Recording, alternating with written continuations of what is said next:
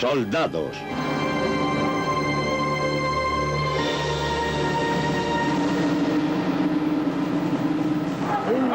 ¡Adelante!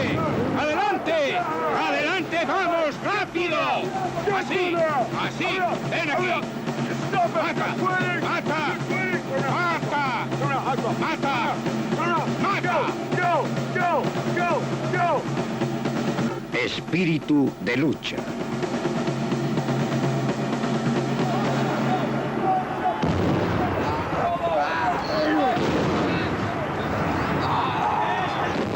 La batalla es una experiencia horrorosa. Muchos soldados están ansiosos antes de ella y aterrados en su transcurso. Sus ruidos y visiones asaltan los sentidos y sus tensiones pueden quebrar hasta la voluntad más fuerte. El puro egoísmo sugiere que es una experiencia que sería mejor evitar y que para un soldado sería mejor ponerse a cubierto o salir corriendo. Pero muchos soldados hacen algo que les mantiene allí. Enmascaran su miedo. Pueden con sus tensiones y cumplen su trabajo. Lo que les mantiene en acción cuando tantas presiones se combinan para una cita urgente en otra parte es esa decisiva cualidad militar, difícil de definir y fácil de identificar. La llamaremos espíritu de lucha. Este y el espíritu de cuerpo son dos factores primordiales en los marines de los Estados Unidos. Y estos jóvenes reclutas están demostrando cómo se estimulan esas cualidades.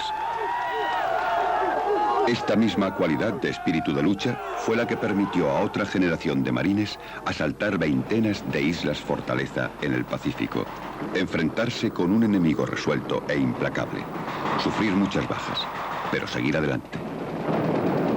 ¡Primer batallón! ¡Buenos días! ¡Buenos días, señor! ¿Estamos listos para otra emotiva historia de los marines de los Estados Unidos? ¡Sí, señor! Ahora vamos a hablar de los marines marchando contra un ejército muy poderoso, el ejército alemán.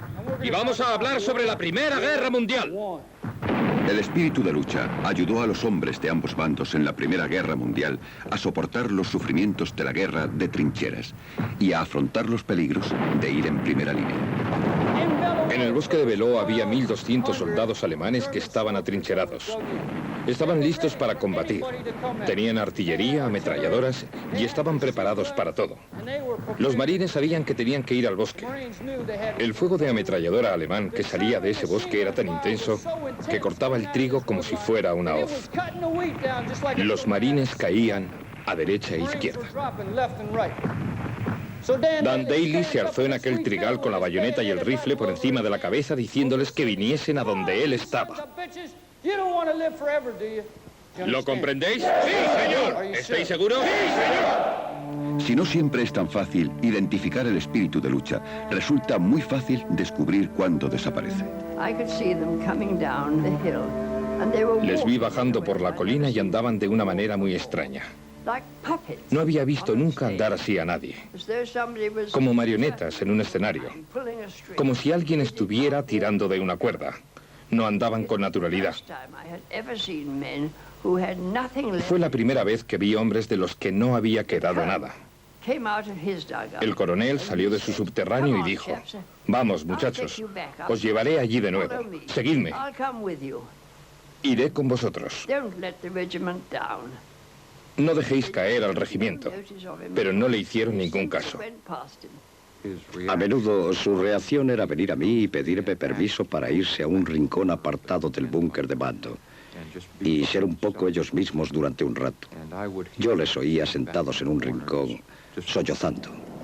Las presiones no les venían tanto de lo que el enemigo estaba haciendo, sino de sus efectos en sus amigos, los hombres con los que habían intimado.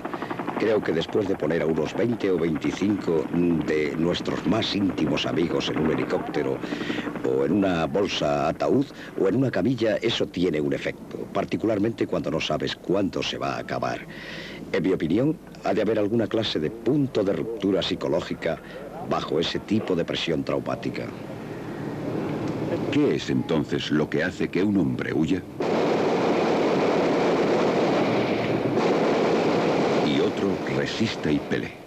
Yo, Robert Graham Clusher. Yo, Darren King. Yo, Anthony Walter Bell. Juro por Dios Todopoderoso que seré fiel. Que seré fiel. Contra todos los enemigos extranjeros y domésticos. contra todos los enemigos extranjeros y domésticos. ¡Atención! ¡Pónganse sus gorras! Esta es la primera parte del proceso. Estos jóvenes están comenzando su servicio militar bien como soldados en la Legión extranjera francesa, el ejército inglés, el ejército rojo de la Revolución rusa o como oficiales del ejército de los Estados Unidos, prestando un juramento. Juro solemnemente que apoyaré y defenderé. Esta ceremonia, que se remonta tan lejos como el Sacramentum, el juramento militar de la antigua Roma, es un ritual planeado para inculcar a los participantes que están uniéndose a una organización en la que sus instintos y valores individuales deben ser puestos al servicio del bien común, que están aceptando un contrato de responsabilidad ilimitada que puede exigirles morir o ser muertos. Los reclutas americanos son declarados alféreces del ejército de los Estados Unidos de América.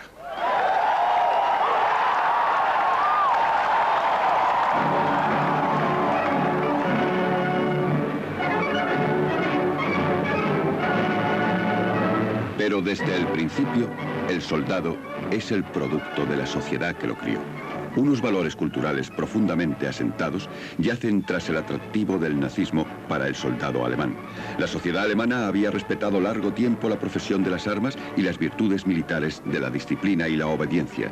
Un sentido del honor castrense fue una de las cualidades que ayudaron a hacer de los alemanes unos luchadores tan formidables.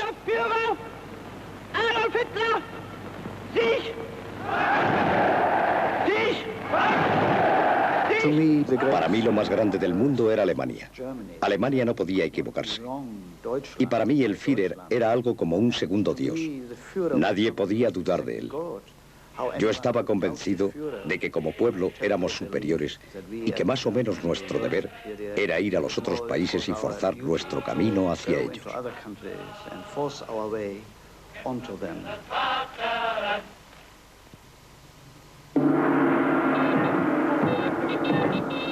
También el soldado japonés debía mucho de su temible reputación a la cultura marcial que destacaba la obediencia, la insignificancia del individuo y la indiferencia al dolor y a las incomodidades.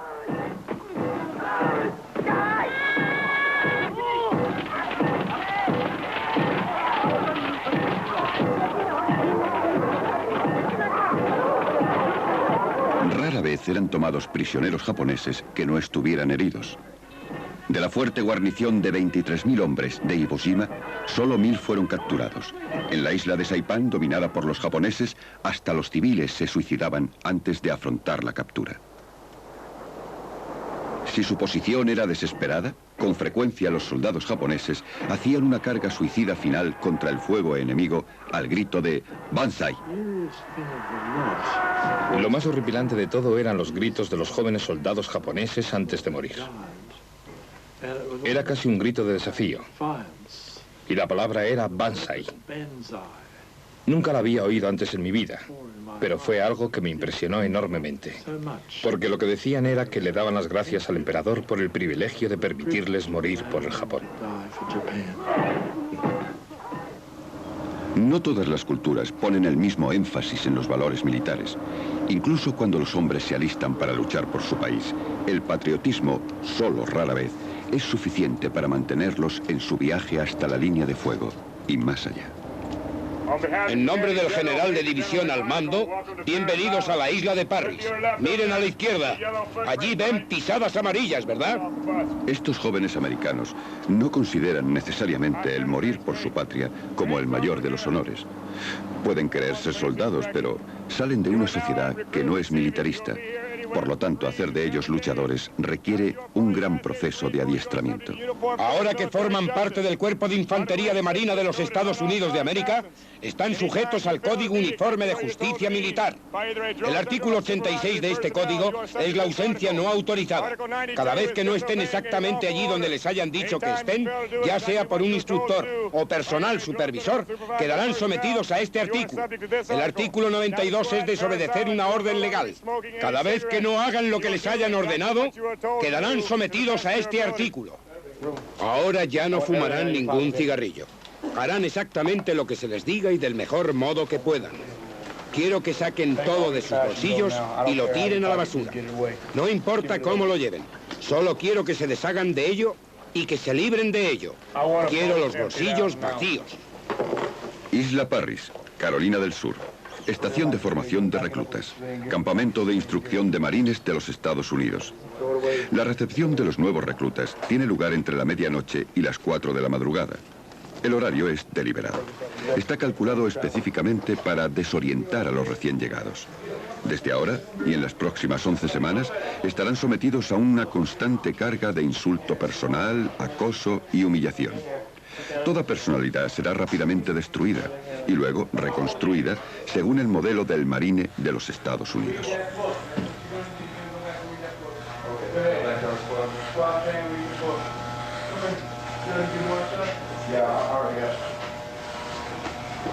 La transformación psicológica va acompañada de un cambio físico. Los reclutas en muchos ejércitos deben soportar los rigores de un corte de pelo militar. La moda militar ha cambiado en esto como en tantas otras cosas. Por ejemplo, en el siglo XVIII, el recluta era probable que tuviera que añadir pelo postizo si el suyo no era lo bastante largo para hacerse la coleta militar.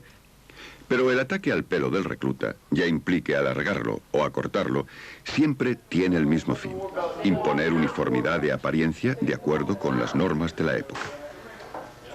Yo les ofrezco el desafío de la formación de reclutas, la oportunidad de ser un marine de los Estados Unidos.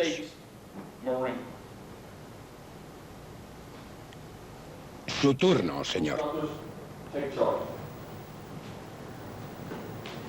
Exijo que pongan toda su atención cuando yo hablo, porque si no es así lo pasarán mal. ¿Comprendido? Sí, señor. ¿Lo comprenden? Sí, señor. ¿Lo comprenden? Sí, señor.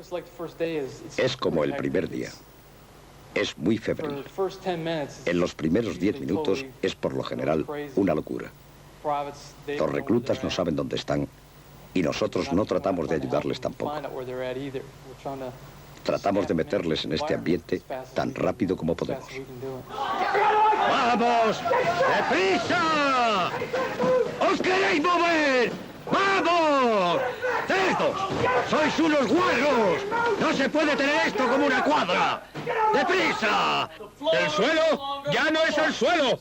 ¿Comprendido? ¡Sí, señor! Todos están temblando. Algunos hasta se orinan.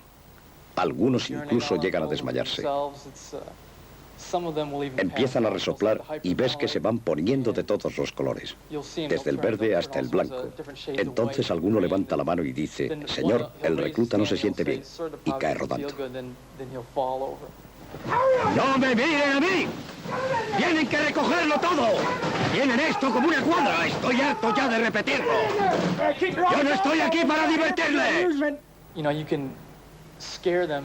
Sabes que puedes asustarlos para que quieran ser máquinas de luchar, o también puedes motivarlos para que quieran matar a alguien diciendo: lo hago por el bien de América. Entonces, eres la mejor fuerza de lucha de los Estados Unidos, o quizá del mundo. También puedes tener a un recluta con su mente ida en un momento. Yo he visto reclutas escupiendo sobre sí mismos. Están casi locos con la motivación y el espíritu de cuerpo.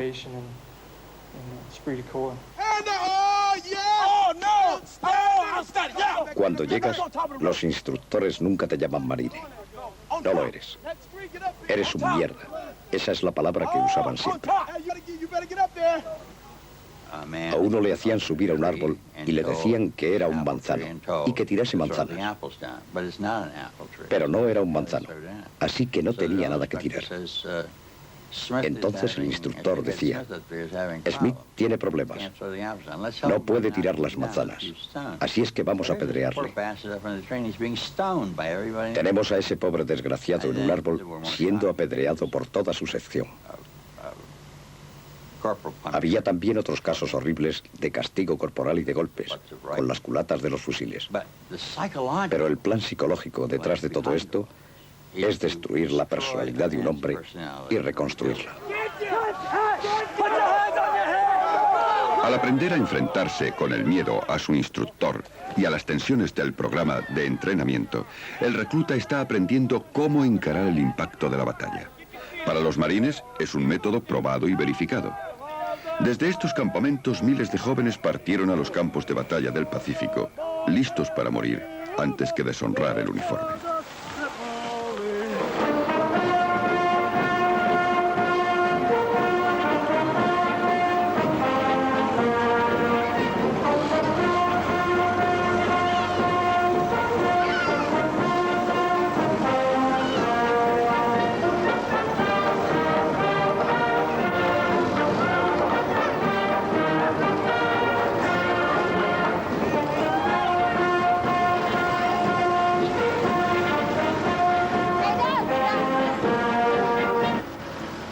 Nosotros proclamamos junto con esto que nuestro ejército japonés ha ocupado esta isla de Guam por orden del gran emperador del Japón. Todos los buenos ciudadanos no deben preocuparse bajo las reglas de nuestras autoridades japonesas. Estas son dictadas con el propósito de restaurar la libertad y rescatar a todo el pueblo de Asia y crear la paz en el continente. La isla de Guam, en el Pacífico, hace 40 años. Aquí y en otras muchas islas, los marines norteamericanos libraron algunas de las más feroces batallas de la Segunda Guerra Mundial y aseguraron su reputación de indomable espíritu de lucha.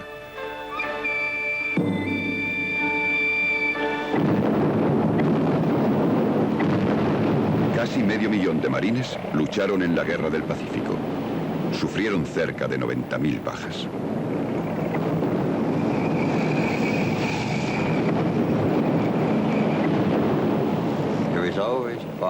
Allí siempre hay niebla y humo, caos y muerte. Los uniformes están empapados de sangre. Enormes grumos de sangre bajo los pies. La sangre es muy resbaladiza. Estás en un estado de shock. Recuerdo a los japoneses como paquetes de papel de estraza mal hechos. Sus ojos eran vidriosos, y supongo que los nuestros también. Realmente no sé cómo explicarlo. Está tan fuera del alcance de la experiencia normal que realmente hay que verlo para creerlo. Las unidades de marines lucharon a pesar de las pérdidas que, en teoría, deberían haberlas hecho ineficaces. Los 12 kilómetros cuadrados de Iwo Jima le costaron a los marines casi 29.000 hombres, incluyendo 19 jefes de batallón. Un almirante americano rindió tributo a su hazaña. El valor fuera de lo corriente, escribió, se hizo una virtud corriente. Si le dices a un hombre que es un luchador extraordinario en una extraordinaria organización, es probable que se comporte de un modo extraordinario, porque eso es lo que se espera de él. No va a ser el primer marine que huya. Será lo que él cree ser. Y no es cierto. En Bull Run, en 1862, los marines huyeron, pero nunca se lo han contado.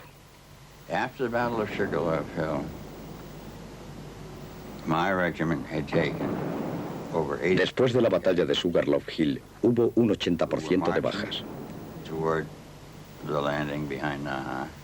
Marchábamos hacia la playa de desembarco detrás de Naha y alguien comenzó a silbar el himno de la infantería de marina.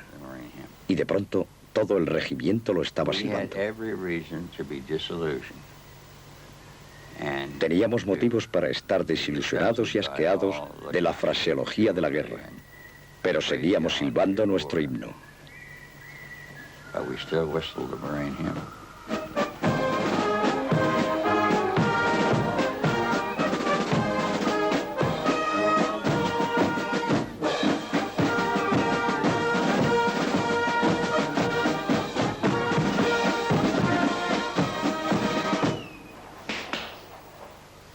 Une poitrine.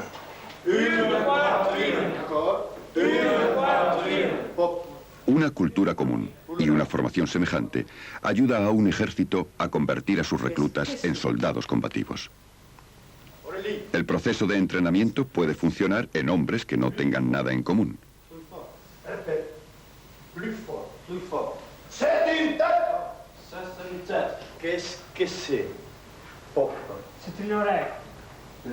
Todo lo que estos hombres tienen en común es que han huido de algo.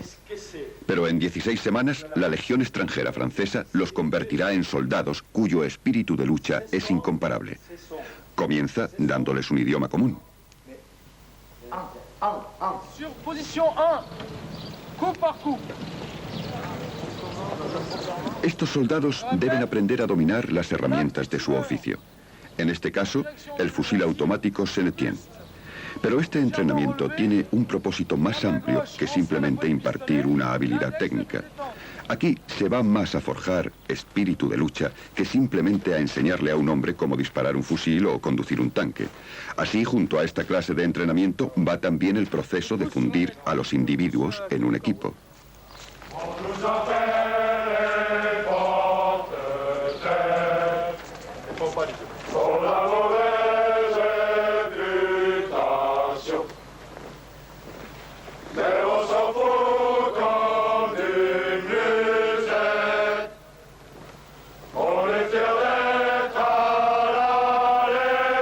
La instrucción es un ejemplo clásico de una actividad que ayuda a unir a los soldados e inculca una obediencia instintiva.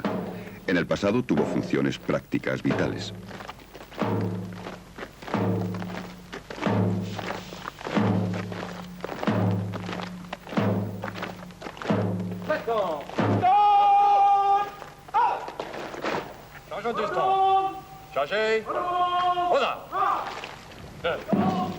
Las repeticiones constantes de los movimientos básicos de la instrucción aseguran que el soldado pueda cargar y disparar su arma en medio del estruendo y la confusión de la batalla.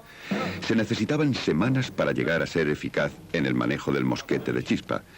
Estos soldados franceses del periodo napoleónico tienen en común con sus aliados y oponentes haberse pasado horas en el campo de instrucción aprendiendo su oficio.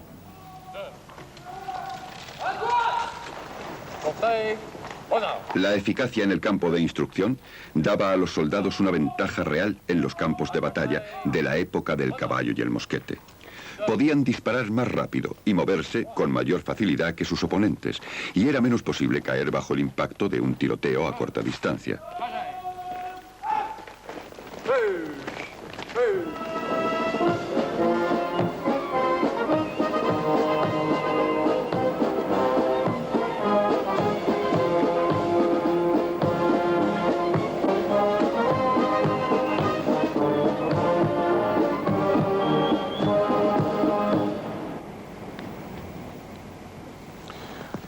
La instrucción que hoy vemos practicar aquí es un superviviente de la que se hacía como entrenamiento para el combate en los campos de batalla en los siglos XVIII y XIX.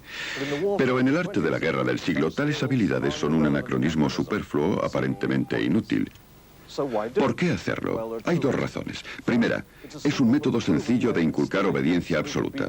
El soldado hará instintivamente lo que se le diga, por muy difíciles que sean las circunstancias, sin considerar las consecuencias para su seguridad personal. La segunda, y la más importante de todas, es el método consagrado por el tiempo de unir a los hombres, de sumergir la identidad del individuo en la del grupo.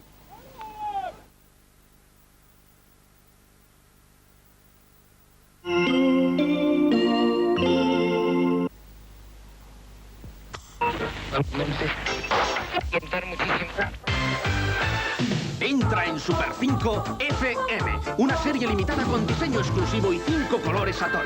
Radiocassette estéreo, espejos retrovisores con reglaje interior, carrocería integrada en el mismo color, tapicería especial y mucho más. Conecta con él, elige en 3 o 5 puertas. Ven al Renault Super 5 FM, que la música marcha en Super 5 y desde solo 1.064.000 pesetas.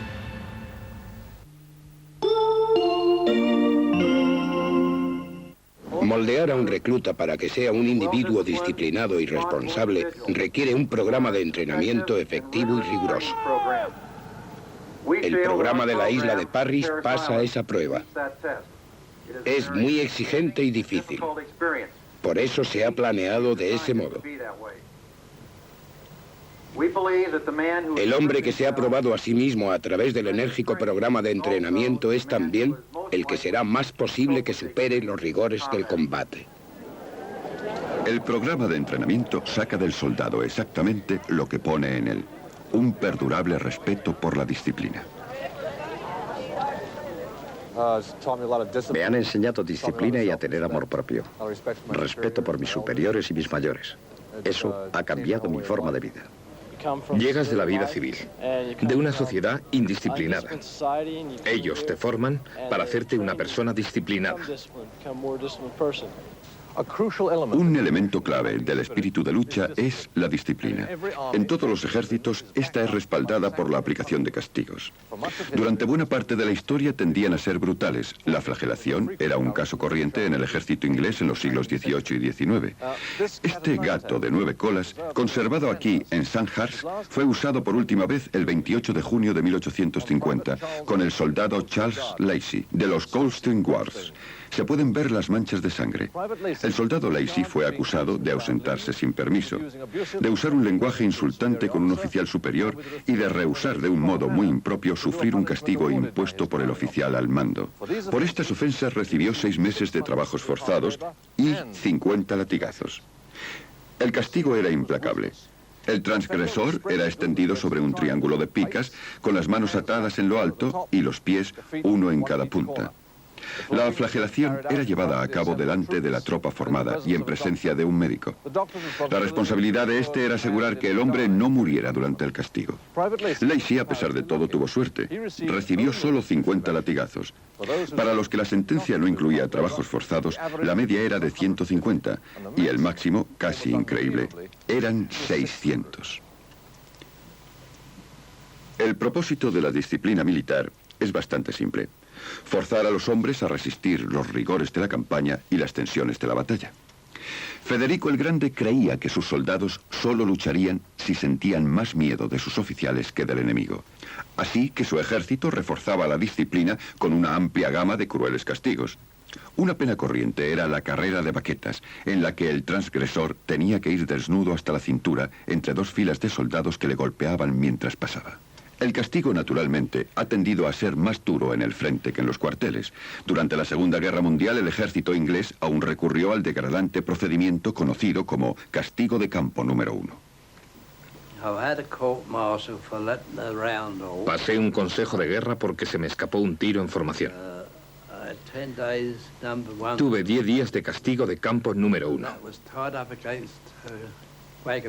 Te ataban a una rueda de carro, con los tobillos abajo y las muñecas cruzadas arriba. Eso duró 10 días, 1 hora por la mañana y otra por la tarde.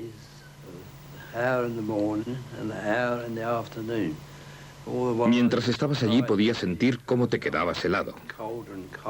Sentías como si te estuvieras ahogando continuamente. Una sensación rara.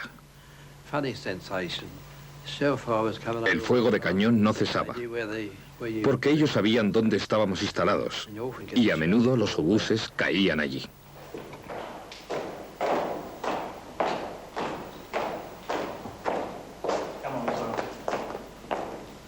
La cobardía y la deserción son fatales para el espíritu de lucha de un ejército. Por lo tanto, atraen el castigo definitivo, la muerte.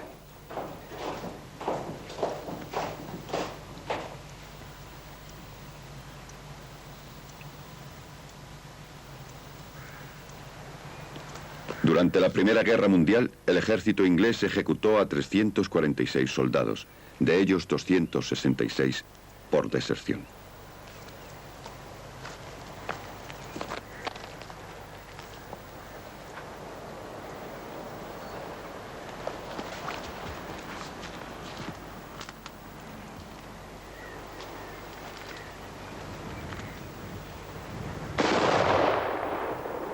Pelotón, descanso.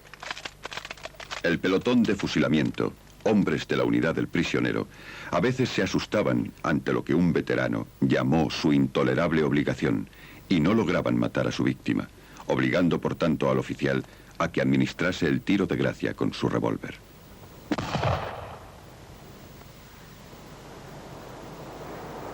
Los alemanes hicieron amplio uso de la pena de muerte a fines de la Segunda Guerra Mundial. Los soldados aliados con frecuencia encontraban los resultados de consejos de guerra hechos sobre la marcha, cuyas víctimas eran ahorcadas llevando un cartel que decía: así mueren los traidores a la patria. La severidad del castigo oficial o extraoficial varía mucho de un ejército a otro.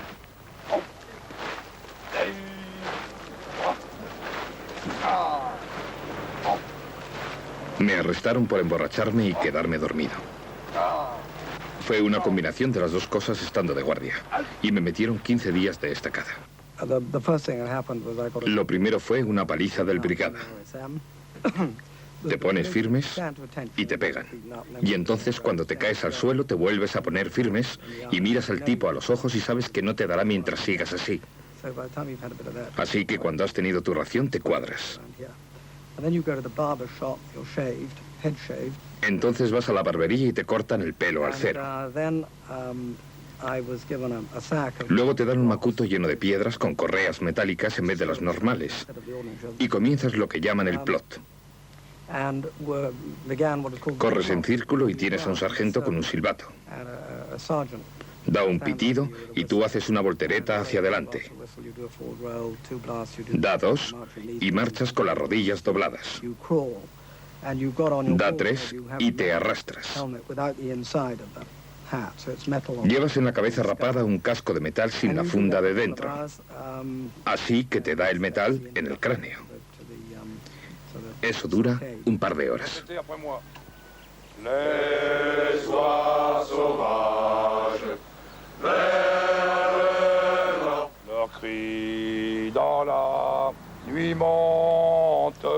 La disciplina en la Legión extranjera puede que haya adquirido cierta fama, pero una férrea disciplina no basta para crear espíritu de lucha.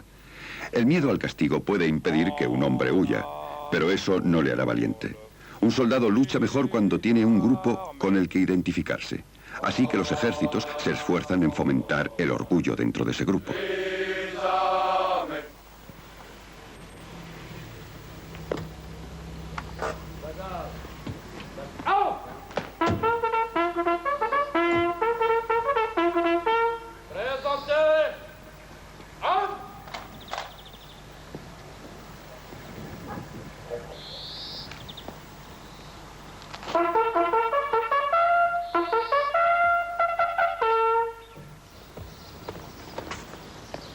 Légionnaire Padillo, Première Compagnie, 2 mois de service.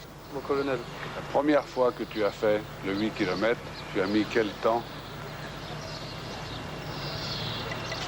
J'ai pas compris la question, mon colonel.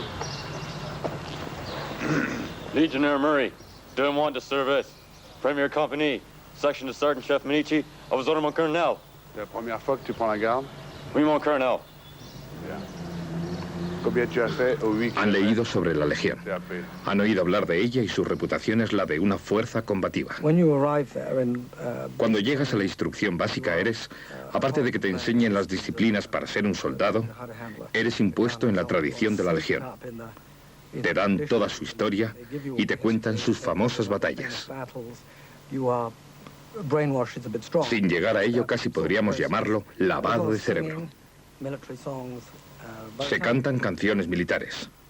Y cuando llevas 6 meses en la Legión, te crees que eres lo mejor del mundo y la fuerza de combate más importante.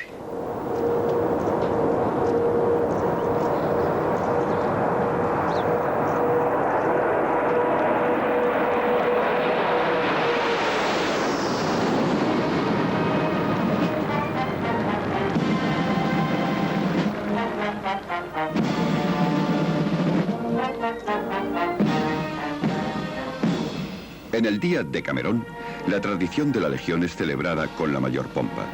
Camerón, en México, fue el lugar de una de las muchas heroicas resistencias de la Legión. Una lucha hasta el fin de un pequeño grupo de legionarios contra fuerzas muy superiores. En el cofrecillo llevado por un veterano en silla de ruedas hay una reliquia sagrada, la mano de madera del jefe del destacamento, el capitán Danjou.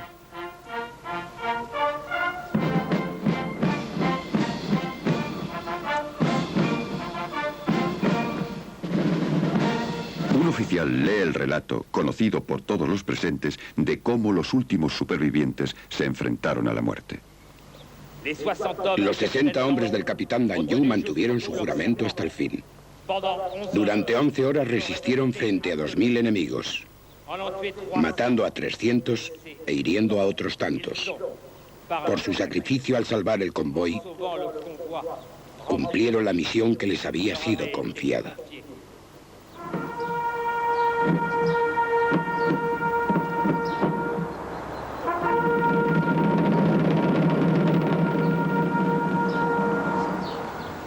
La mano de madera del capitán Danjou aún se conserva en el cuartel general de la Legión extranjera en el sur de Francia.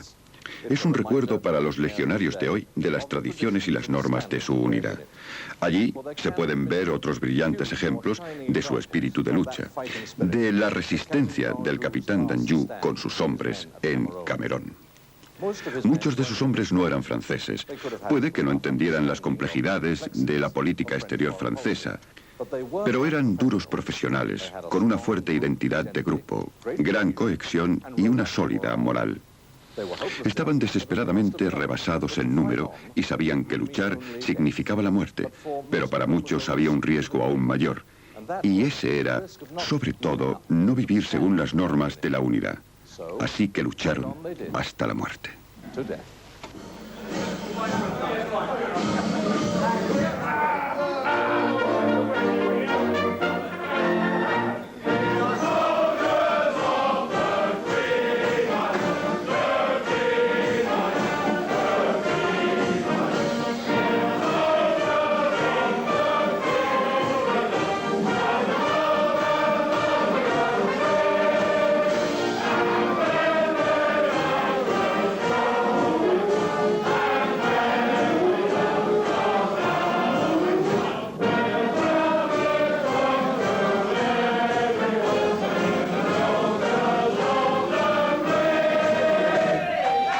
El soldado inglés encuentra su hogar en su regimiento.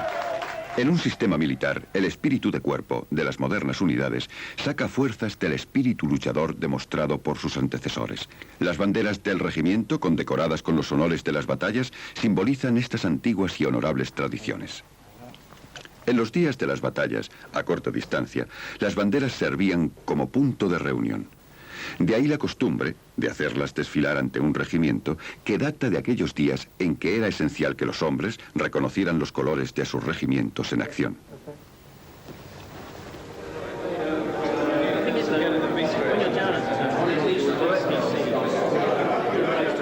Estos oficiales del regimiento de la Reina están cenando con sus banderas orgullosamente desplegadas.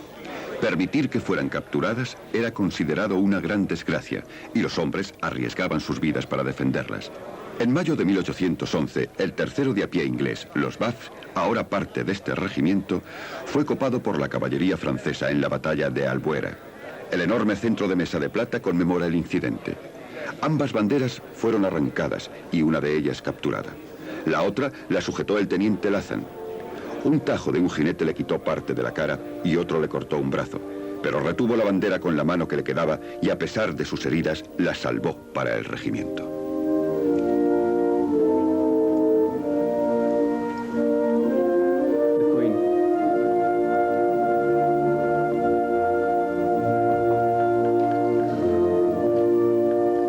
Otros ornamentos y reliquias ayudan a incrementar el amor propio del regimiento, y su individualidad es reforzada por un fuerte tejido de tradición.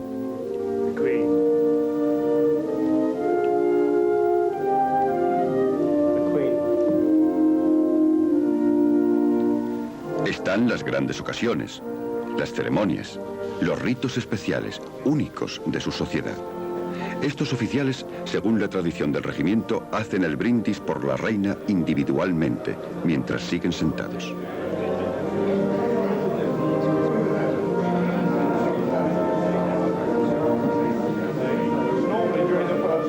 Pero sobre todo está ese especial sentido de pertenencia que viene de llevar uniformes.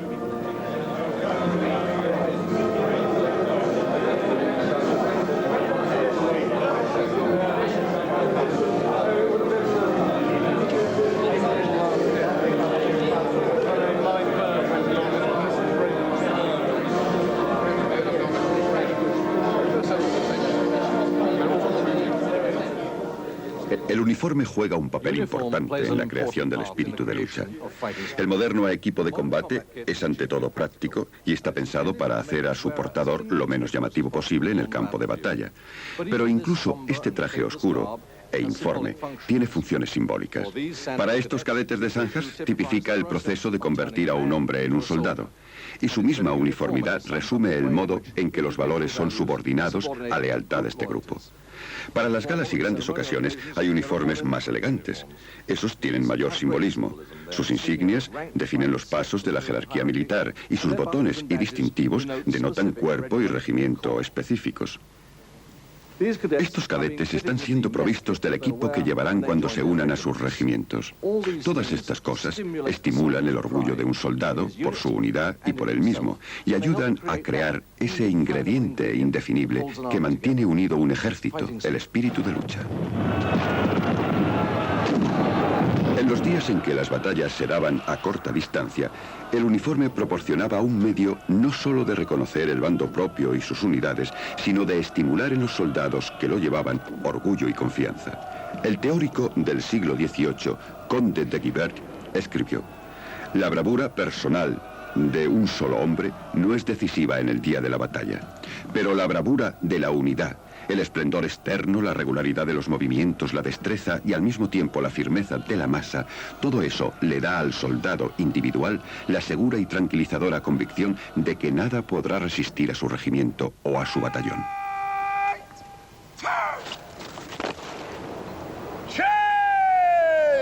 Las glorias del pasado son evocadas para animar a los soldados del presente. Estos hombres del regimiento Gloucesters llevan su peculiar distintivo regimental. No solo llevan una insignia en el frente de sus gorras, sino que también llevan una más pequeña atrás.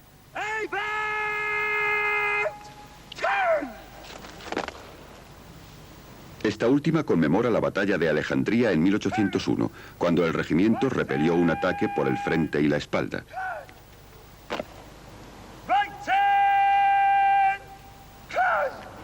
14 años más tarde, en Waterloo, cuando el cuadro del regimiento estaba flaqueando, fue reanimado por el grito de «Los del 28, recordad Egipto». Bien, pocos de los soldados presentes habían estado realmente en Alejandría, pero se mantuvieron firmes, habían recordado a su regimiento. El mismo regimiento peleó tenazmente casi siglo y medio después en el río Injin, en Corea. La insignia de sus gorras aún les recordaba a los soldados sus distinguidos antecesores. Hay un fuerte sentido familiar en el regimiento que tiene una reputación y una tradición que mantener. El espíritu de regimiento tiene un efecto. Existe el convencimiento de que ha estado en servicio a pesar de los desastres de su historia. Como el de Salamanca, por ejemplo, donde hubo muchas bajas, sin un solo día de pausa, desde la última parte del siglo XVIII. Ha tenido sus altibajos, pero siempre ha tratado de cumplir con su deber y lo ha hecho muy bien. Existe la dependencia de unos con otros. Todos nos conocemos. Y por supuesto la gente no quiere fallarle a sus camaradas. Son las tradiciones del regimiento las que forjan estos lazos de camaradería. Este es un campeonato de boxeo entre compañías de los hombres del 2º Batallón del Regimiento de la Reina en servicio activo en el norte de Irlanda. Muchos de ellos seguirán con sus regimientos durante todo su servicio.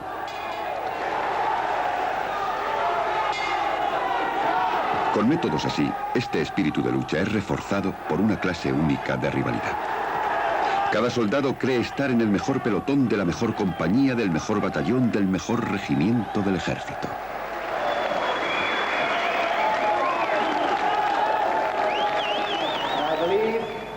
Se han visto algunos ejemplos de espíritu de lucha de la mejor clase. La voluntad de seguir adelante cuando las piernas se convierten en goma. También una buena dosis de coraje.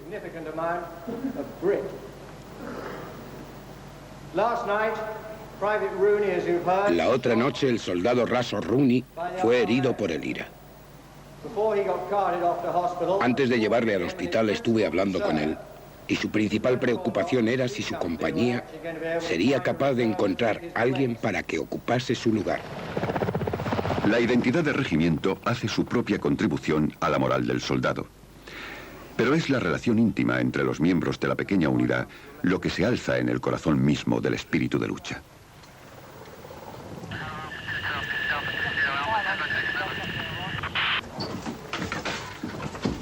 A través de la historia, los ejércitos han tendido a hacer los grupos más pequeños en su organización. Grupos de no más de 10 hombres que pudieran llegar a conocerse bien entre sí. Este equipo de 4 hombres, patrullando por Derry, avanza porque cada uno de los soldados conoce a sus camaradas y confía en ellos, y sabe que ellos confían en él. Una sección de infantería o la dotación de un vehículo blindado son hombres en el mismo borde de la guerra, y son sus esfuerzos los que deciden el resultado de las batallas.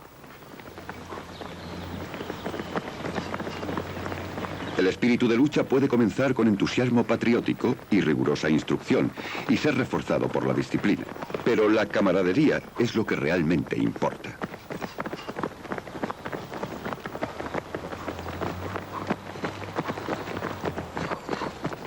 Mates, buddies, camaradan, copains, casi todos los idiomas tienen una palabra especial para los camaradas de un soldado, por quienes su afecto, forjado en el calor del entrenamiento y probado en el crisol de la batalla, rebasará bastante al amor de las mujeres.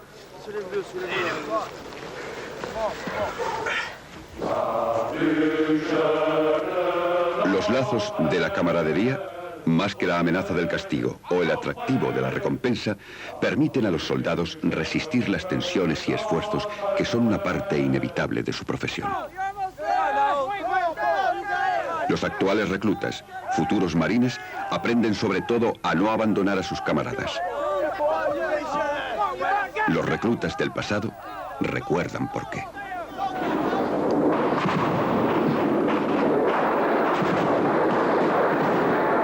Así es como vivimos y así es como nos amamos y respetamos unos a otros.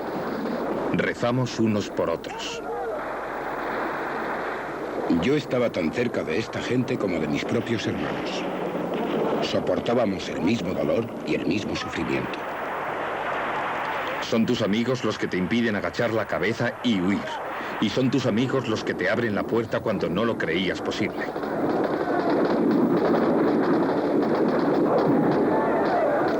Tenía una herida en la pierna derecha que no había tocado el hueso, pero era una herida muy profunda.